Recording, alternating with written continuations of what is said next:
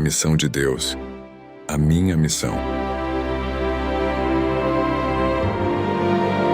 Feliz sábado, meus queridos amigos e irmãos. Mais uma vez nós estamos aqui com o nosso querido e amado pastor Santos, uma pessoa maravilhosa e extraordinária, como pastor, como amigo e como ser humano, né? Então ele tem uma trindade aí, amigo, pastor e ser humano, né? Então isso é muito bom, né? Pessoas como o pastor Santos é difícil no mundo, né? Então vamos aproveitar esse momento para que Deus abençoe. Pastor Santos, esse trimestre é muito bom, a lição leve, né? Uma lição que nos ajuda a compreender, né, que a missão de Deus é a nossa missão, né? Deus, ele primeiro nos deu o exemplo para que nós pudéssemos seguir. E essa lição dessa semana, a lição 3, é o chamado de Deus para a missão. Aí Deus está chamando a gente, ele realizou o trabalho, realiza o trabalho e chama a todos nós. E em Atos, capítulo 1, no versículo 8, diz o seguinte: mas vocês receberão poder ao descer sobre vocês o Espírito Santo. Serão minhas testemunhas, tanto em Jerusalém, como em toda a Judéia, Samaria e até os confins da terra. Pastor, com base nesse texto que nós acabamos de ler, de Atos, capítulo 1, versículo 8, como é que o senhor definiria os tópicos importantes dessa lição? Feliz sábado, doutor Matusalém. Feliz sábado a todos os amigos que nos ouvem. Sempre é uma satisfação poder participar da gravação da lição nesse canal. E este verso, queridos amigos e doutor Matusalém, ele é um verso expansivo, né, com a grande missão que o nosso Senhor Jesus Cristo nos dá, né? Você percebe que essa lição ela começa ali em Jerusalém e se expande até os confins da terra. Isso é o que Jesus ele espera de nós, né? E a lição ela nos mostra como nós devemos partir, desde que momento devemos partir para a missão de pregar o evangelho a todos aqueles que precisam. Muito bem, pastor. E aqui no primeiro tópico da lição diz, indo além da zona de conforto, né? Em Gênesis capítulo 11, versículo de 1 a 9, traz uma das experiências mais belas que existe na Bíblia. Ora, em toda a terra havia apenas uma linguagem e uma só maneira de falar. Sucedeu que, partindo eles do Oriente, deram uma planície da terra de Siná e habitaram ali. E se disseram uns aos outros, vindes e façamos tijolos e queimemo-los bem. Os tijolos serviram-se de pedra e o betume de argamassa. Disseram, vinde e edifiquemos para nós uma cidade e uma torre cujo tope chegue até os céus, e nos tornemos célebre o nosso nome, para que não sejamos espalhados por toda a terra. Então desceu o Senhor para ver a cidade e a torre que os filhos dos homens edificavam. E o Senhor disse, eis que o povo é um, e todos têm a mesma linguagem. Isto é apenas o começo. Agora não haverá restrição para tudo o que intentam fazer. Vindes e desçamos, e confundamos ali a sua linguagem, para que não entenda a linguagem do outro. Destarte o Senhor os dispersou dali pela superfície da terra, e cessaram de edificar a cidade. E chamou-se-lhe por isso o nome de Babel, porque ali confundiu o Senhor a linguagem de toda a terra. Dali o Senhor os dispersou por toda a superfície da terra. Quais eram as intenções, pastor, nessa história que é muito interessante, muito importante e, assim, vamos dizer, irrelevante para o entendimento de tantas línguas que nós temos hoje em mais de 8 bilhões já de habitantes do planeta Terra. Que objetivo tinha em mente essas pessoas de Babel, né, que estavam ali construindo a Torre de Babel, e por que Deus impediu que fosse construída aquela cidade e aquela torre naquela circunstância, pastor Sanderson? A torre ela era um sinal, né, da falsa soberania do homem. O homem ele queria mostrar para todo o planeta que o nome dele seria famoso, né? A humanidade tinha acabado de experimentar o dilúvio e parece que não tinha aprendido com nada, né? Porque o dilúvio mostrou a soberania de Deus, mas os homens, ao construírem a Torre de Babel, eles estavam dizendo assim, olha, Deus é soberano, mandou um dilúvio, mas nós também somos capazes de fazer algo tão grande que o nosso nome ele vai ficar marcado na história também, como era a Torre de Babel. Então, aqui nós vemos as razões egoístas desse povo, né, de querer fazer algo para enaltecer o nome dele e para se esquecer do nome de Deus. A gente nota que hoje também as grandes construções, as grandes cidades, né, como os edifícios de Nova York, de Chicago, como Dubai, os Emirados Árabes, né, você vê ali que as pessoas elas querem ter o seu nome registrado na história desse mundo e serem lembrados como grandes construtores, grandes homens, grandes mulheres, né, e para terem uma falsa soberania. Por que falsa? Porque o máximo que a pessoa ela pode, aqui nessa vida, é ter o seu nome lembrado até depois da sua morte, mas não tem nada além disso, a não ser uma boa recordação, né, de quem foi a pessoa, do que ela construiu. Enquanto que o que Deus ele quer oferecer para nós é a vida eterna, ou seja, é que o nosso nome ele seja escrito no livro da vida e não nos livros da história de um mundo que está condenado e que caminha para o seu fim. Beleza, pastor. Bom, aí o segundo tópico da lição é seja uma bênção no mundo inteiro, né? E isso aí é um tópico interessante também, porque Deus criou a gente para ser uma bênção e não uma maldição, né?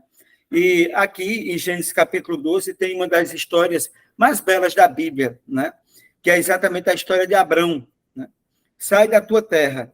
O Senhor disse, sai da tua terra, da tua parentela, da casa do teu pai, e vai para a terra que te mostrarei. De ti farei uma grande nação, te abençoarei, te engrandecerei o nome, ser tu uma bênção, abençoarei os que te abençoarem, e amaldiçoarei os que te amaldiçoarem. Em ti serão benditas todas as famílias da terra. Coisa linda, não é, pastor? Em que aspecto a instrução de Deus a Abrão foi um chamado para a missão? Abraão ele era filho de Terá, né? Terá era justamente alguém que fazia deuses ali. Então, a terra onde Abrão vivia era uma terra totalmente politeísta. E Deus, ele, ao chamar Abrão para se transformar futuramente em Abraão, pai da fé, ele estava dizendo, olha, eu quero que você seja o meu ponto de luz em um mundo que novamente se esqueceu de mim. Então, ele precisava tirar Abraão daquela terra ali, da terra dos seus pais, para iniciar um processo que culmina até nos dias de hoje, nos seus reflexos ali na Terra Santa também, né? Então, nós vemos que ele seria um grande missionário nas terras por onde ele pisaria. Você nota que a vida dele, as ações que Abraão teve, né, os exemplos que ele deu ali, né, ele conseguiu fazer pacto com os povos ali cananeus, justamente porque eles respeitavam ele como um grande homem, né? Você tinha reis ali daqueles povos pagãos que respeitavam Abraão porque ele era fiel ao Senhor. Então, o próprio testemunho de Abraão já pregava bastante aquelas comunidades ali e nações circunvizinhas, né? Devido ao fato dele ter seguido o chamado de Deus. Então, o propósito para Abraão, além de estabelecer uma nova nação do povo do Senhor, Deus ele queria que dali fosse uma fonte de bênçãos para todas aquelas comunidades circunvizinhas ali. Maravilha, não é? E que chamado, né? E aqui ainda traz, né, continuando o chamado de Abraão, né, aqui na lição, ele traz ali a continuidade, né, de Gênesis capítulo 12, versículo 10 e 20, e Gênesis 13, 1. E Gênesis 13, 1 diz, saiu, pois, Abraão do Egito para Neguebe, ele e sua mulher e tudo o que ele tinha, e Ló com ele, né? Que coisas aconteceram com Abraão em seguida, e que erros esse homem cometeu, né? Que erros esse homem de Deus ele cometeu, né? Deus faz o chamado, ele aceita, sai peregrinando, mas a gente nota que nessa missão de Abraão, ele cometeu um erro, e esse erro ele nos traz um alerta, pastor. E o que é que poderíamos discutir, comentar essa questão que a lição ela nos apresenta? É curioso, doutor Matsalem, que Abraão ele é considerado o pai da fé e realmente nós temos aqui ele como exemplo do pai da fé e a relação profunda que ele tinha com Deus. Não é fácil você sair da casa dos pais e ir para o deserto sem nada, sem ter uma luz sequer, a não ser uma voz que falava com ele, mas que ele reconheceu sabiamente que era Deus. Sobretudo, mesmo o pai da fé, perdão, ele pode sim escorregar na fé. E Abraão, ele teve alguns escorregões e que geraram outros escorregões depois. O primeiro aqui foi justamente no fato dele ter mentido ali ao povo egípcio de que Sarai, ainda Sarai, não era Sarai, ainda era Sarai, era sua irmã. De fato, ela era meio irmã, porque ela era irmã por parte de pai, mas ela era também a sua esposa. E se ele tivesse confiado em Deus, né, ele não precisaria ter medo que os egípcios tomassem a sua esposa por ela ser muito bela, por ela ser muito bonita. Mas ele, ao contrário, ele não confiou, disse que era apenas a sua irmã. O faraó a levou e ali tornou ela sua esposa, e aí veio pragas e doenças terríveis sobre toda a casa do faraó, né? E depois o faraó, ele manda Abraão se retirar com todos os servos e animais que o próprio faraó tinha dado a ele ali. E no meio desses servos estava a egípcia Agar, que depois se transformou em esposa de Abraão pela falta de fé de Abraão e de Sara também. E aí nós vemos que, né, a falha de Abraão, uma falha no Egito que gerou uma outra falha no futuro. Então, até mesmo o pai da fé ele pode cair, nós também podemos cair, mas temos que ter a certeza que tem um Deus que nos levanta e que está conosco mesmo em momentos de quedas, como foi aqui a queda de Abraão. Importante, né? Bom, saindo do contexto, né, dessa relevância da história de Abraão, da missão que Abraão tem que cumprir, né? Aí a lição nos remete a gente aqui para a igreja primitiva. Em Atos, capítulo 8, versículo de 1 a 4, nos diz o seguinte: e Saulo consentia na sua morte naquele dia. Levantou-se grande perseguição contra a igreja em Jerusalém, e todos, exceto os apóstolos, foram dispersos pelas regiões de Judéia e Samaria. Alguns homens piedosos sepultaram Estevão e fizeram um grande pranto sobre ele. Saulo, porém, assolava a igreja, entrando pelas casas, arrastando homens e mulheres, e encerrava-os no cárcere.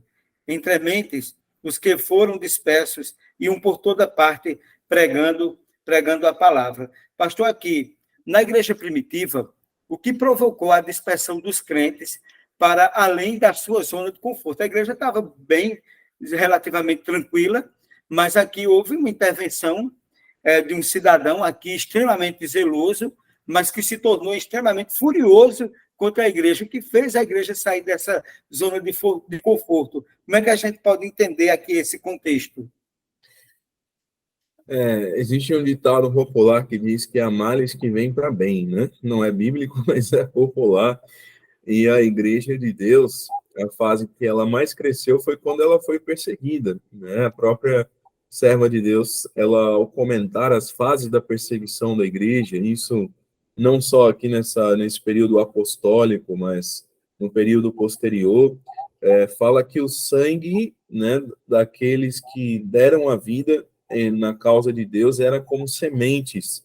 E o que fez a igreja ela sair da zona de conforto foi justamente a perseguição, né? O apóstolo Paulo, que ainda não era apóstolo nesse momento, ele estava ainda do outro lado, ainda não tinha caído ao chão na estrada de Damasco.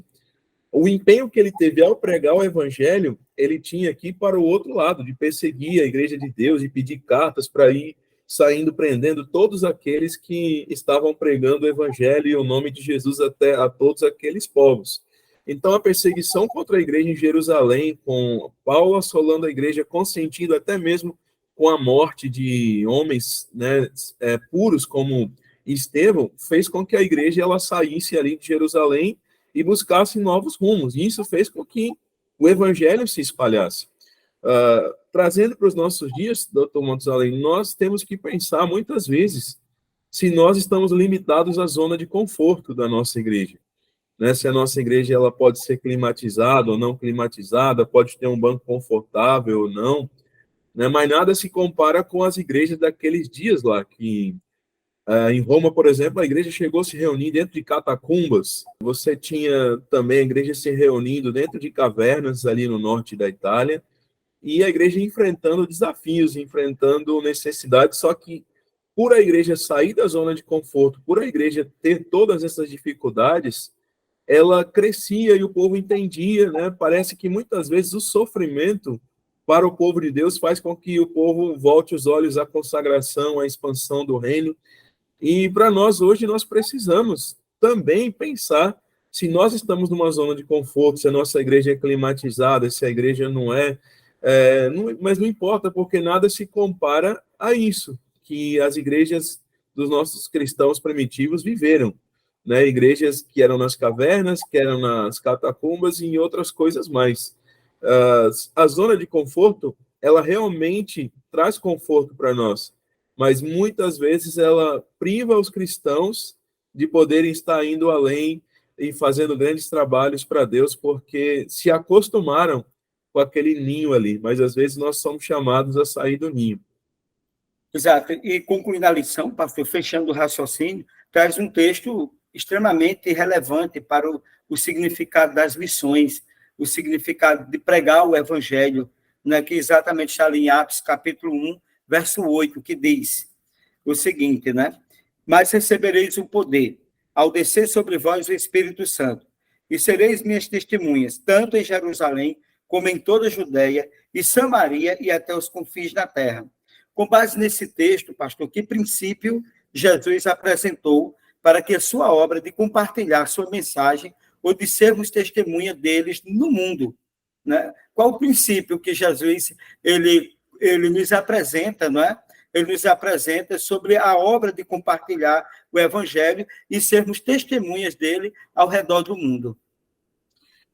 O princípio é que tudo começou ali em Jerusalém, né? Nós estamos aqui, no momento dessa semana, desta lição, acompanhando o que está acontecendo com Jerusalém, que foi reivindicada aí, né, por tantos e tantos povos, né, e tantos domínios estiveram ali, né, domínio muçulmano, hoje o domínio judaico ali, mas nós vemos que, enquanto as pessoas estão olhando para Jerusalém ainda, uma boa parte do mundo olha para Jerusalém, desde o espectro profético, né, da Bíblia, né, nós deveríamos entender que a Jerusalém terrestre, ela já passou, não há mais nenhuma profecia para ela, e que hoje nós devemos trabalhar para a Jerusalém celestial, e a missão que Jesus nos deu é ir até os confins da terra.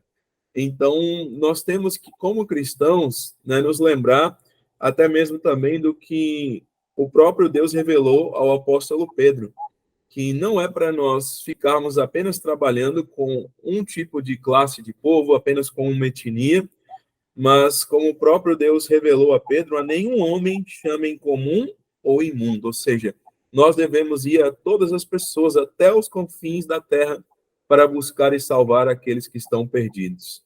Amém, pastor, e considerando essa lição, né, a importância, qual o ponto que, para o senhor destacaria como mais importante dessa lição, né? E qual o testemunho que o senhor poderia relatar ao longo do seu ministério, né, que de uma conversão de alguém, né, que o senhor pregou o evangelho?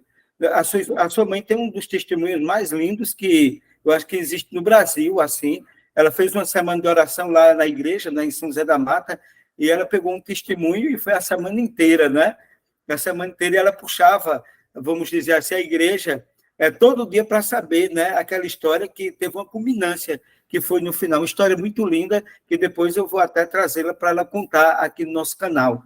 Mas eu queria saber, assim, pastor, do seu ministério, qual, assim, vamos dizer, qual o testemunho que mais impactou o seu ministério de conversão, considerando a importância da missão?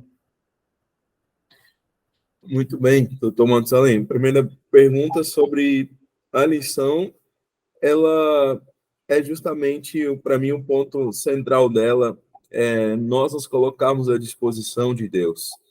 Então, nós temos que estar à disposição dele, principalmente nesses últimos dias. Tem uma música do pastor Jader Santos que nos diz que Deus não tem pés e mãos que não sejam as nossas e os nossos, ou seja, é claro que Deus ele pode, com uma voz só, pregar o evangelho ao mundo inteiro, mas por que ele não faz isso? Porque ele dá essa honra e esse privilégio a cada um de nós, de pregarmos e gritarmos ao mundo que Jesus está voltando e que nós precisamos estar prontos para esse dia. Então, você, querido irmão, se prepare para esse dia. A melhor maneira de você se preparar é você estar ativo na pregação do Evangelho. Testemunhos, meu querido amigo Matusalém, são muitos que a gente pode pensar assim no ministério, né? Mas, sem dúvida, os testemunhos mais belos que a gente tem vivido nesses 11 anos de ministério são das conversões de pessoas que antes viviam uma vida e agora estão vivendo uma nova vida para Cristo, né? Eu vou puxar um testemunho de ainda do pré-ministério, digamos assim, 2010, a irmã Raimunda, lá de São Paulo, lá da zona leste de São Paulo, ali no bairro de Guaianazes, na Coab Prestes Maia, ali onde eu fiz uma semana santa de colheita, aquela irmã tomou a decisão do batismo. E na semana passada, eu nunca mais tive contato com ela desde o batismo dela. Eu procurei os irmãos daquela igreja para fazer um contato com eles, e qual não foi minha surpresa? Que hoje ela é uma grande líder para a honra e glória de Deus, está à frente do Ministério da Mulher, à frente de tudo. E assim são tantas e tantas outras pessoas que a gente, às vezes, olha para ela e a gente vê, é um pobre pecador como eu, mas esse pecador a gente tende, às vezes, a julgar com os nossos olhos humanos e pensar, essa pessoa nunca vai fazer nada para a obra de Deus. Mas está hoje lá, ela pregando, cantando, dirigindo vários ministérios, assim como tantas outras pessoas que abandonaram o mundo e hoje estão fazendo grandes coisas para Deus. Então, queridos, vale a pena pregar o Evangelho, e lá no céu nós vamos ter muitas surpresas. Eu já tive muitas surpresas, doutor Matusalém, aqui. Estou no meu 4º distrito pastoral, num Camporim, eu encontrei uma pessoa que eu havia batizado os seus filhos, e eu tinha dado ali estudos bíblicos para ela, e ela não tinha tomado a decisão. Aí depois ela disse, pastor, pouco depois que o senhor saiu, eu finalmente tomei minha decisão, hoje estou aqui liderando o clube de desbravadores, e a gente abre um sorriso, porque a gente vê o que a graça de Deus pode fazer e transformar as pessoas. Então, não desista das pessoas, pregue o Evangelho, porque nós poderemos ter surpresas, não só no céu, mas já aqui na terra também, ao ver essas pessoas brilhando para a honra e glória de Deus. Se há alegria na terra, se há surpresas agradáveis aqui na terra e no céu. Eu acho que no céu, a Bíblia diz que Deus enxugará dos olhos toda lágrima, mas as lágrimas de alegria, elas não serão enxutas. A gente vai chorar no céu, mas de alegria, né? Amém. Por tantas novidades, por tantas coisas boas, né? Agradecemos ao pastor Santos por mais uma vez participar, né, da recapitulação aqui da lição. Vamos pedir a ele agora que faça a oração final. Amém. Vamos orar então, queridos.